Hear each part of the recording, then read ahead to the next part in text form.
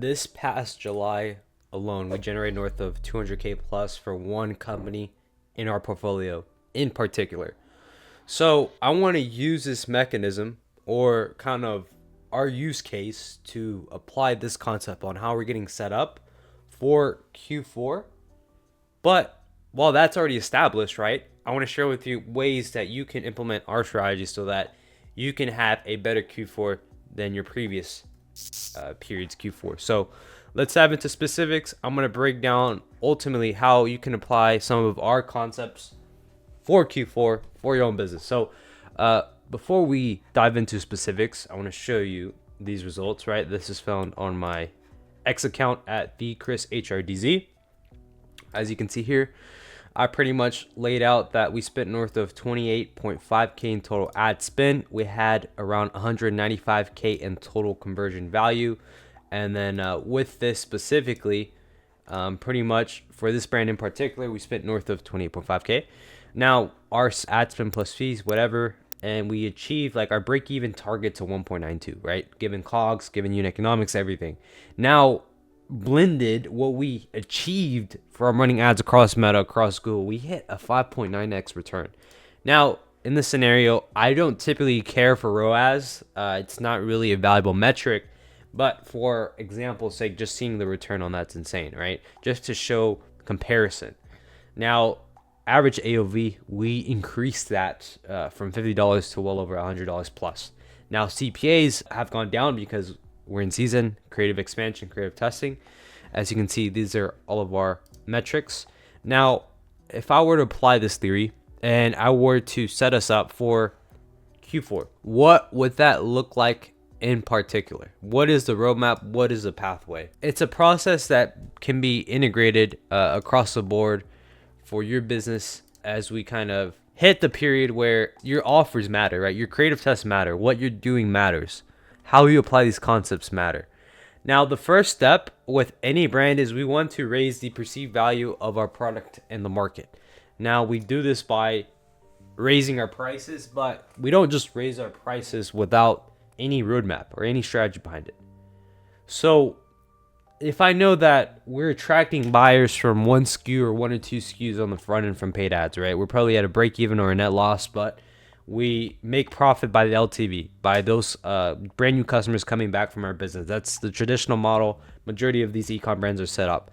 Now, in the overall value of things, if I want to make first order profit and have a strong LTV, well, I need to push higher AOV bundles on the front end, right? So this is taking, instead of just selling one SKU, maybe we take 2, 3, 4, 5 SKUs, put them together into a bundle, and then push that specifically on the front end, right? And instead of just having a generic discount code where it's 10% off, 15% off, let's say we establish the word free within our offer. So we set this up by having a buy two, get one free order.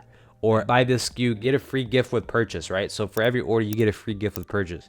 And then you explain the value on this bundle actually comes out to $300, but when you purchase, you save half of it. You save like $150, whatever, right? One element of it. Another element of it, so you could do buy one, get one 50% off, right? 50% off hits, free hits. We just don't want to be generic like our competitors doing 10% off, 15% off, free shipping. Everyone does that in the market. We want to push higher AOV bundles with grand slam offers that can make our conversion rate increase. The better the grand slam offer is, the higher the conversion rate without you having to split test landing pages, without you having to have really optimized creatives. So offer here is probably our biggest focal point that's going to move the needle for us. On top of that, we push a high AOV bundle on the front end because we want to actively train first-time customers to spend over $100 with us.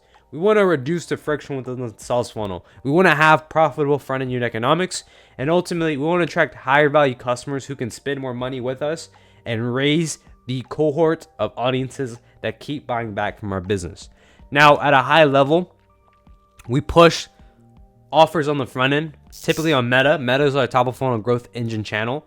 From there, once we've scaled really hard on Meta, we launch Google Ads simultaneously to increase efficiency, because if we're seeing a return around 3 to 4x on Meta or even a 2.5x, we can see an efficiency gain on Google hit around 5 to 7x, because typically what I've noticed is use Meta as top of funnel People who don't convert are going to naturally go search your brand up on Google. So when you're running Google search campaigns, or even like a Google PMAX that's more middle funnel, bottom of the funnel, you're still collecting leads that might have converted on Meta or didn't convert. You're still capturing them via Google without having to spend high CPMs running a specific retargeting campaign.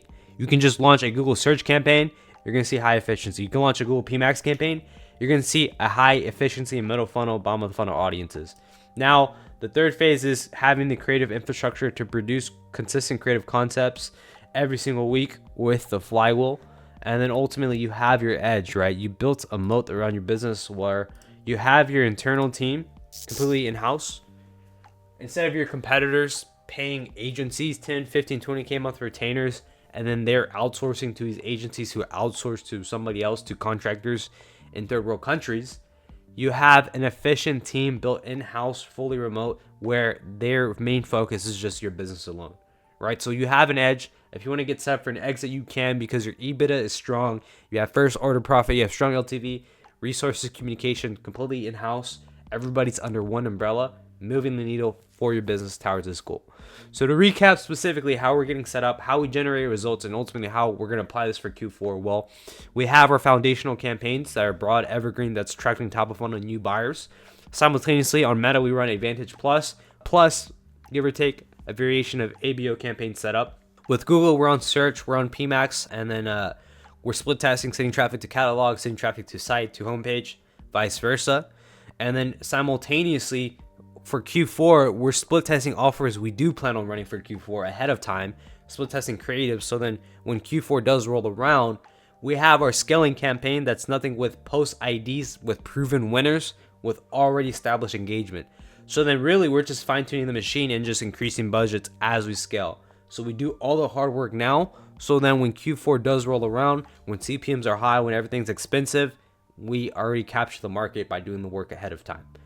With that being said, guys, if you enjoyed this video, if you have any questions, drop them down below. If you want to skip the phase of you getting burned by ad agencies, you can book a call at scalevelocity.io, speak directly with me. And if you want the exact protocol necessary to build in-house, but you're strapped for cash, you can check out scalevelocity.io and read my free 30-page protocol. With that being said, guys, I'll see you in the next video.